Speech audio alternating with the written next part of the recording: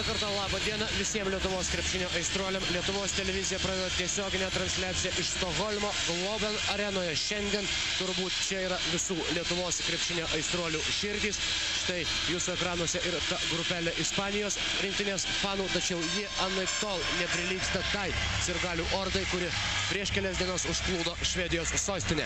Europos čempionato finalas Lietuva-Ispanija. Abi komandos žengia šiame turnyre be pralaimėjimų, iškovodamos po 5 pergalės ir pasiekdamos lemiamą turnyro etapą su geriausiais rezultatais. Ispanijos krepšinio istorijoje dar nėra buvę Europos čempionato, kurį laimėtų šios šalies rinktinė. Yra kolekcijoje auksas, yra sidabras, yra kolekcijoje bronza, yra sidabras, aukso ne.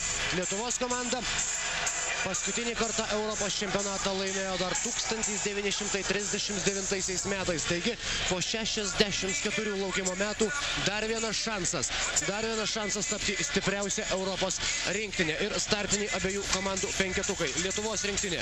5 numeris Mindaugas Žukauskas, 6 Arvydas Macijauskas, 7 komandos kapitonas Saulius Štombergas, 12 Aurelijus Žukauskas ir 13 Šarūnas Jasikevičius. Ir Ispanijos rinktinė, jos penketas pradedam nuo lyderio Pogazolis, 4 numeris. 7 numeriu žaidžia antras pagal pelnomus taškus krepšininkas ekipoje Juanas Karlosas Navarro.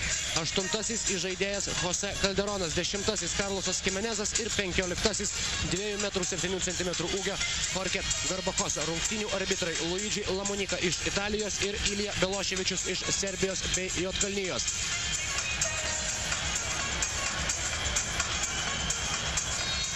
Ir pirmasis kėlinukas netrukus prasidės. 95 metais lietuviai jau buvo pasiekę šį etapą, kuomet trūko tik tai vieno žingsnio iki Europos aukso, tuomet jiem kelią užkirto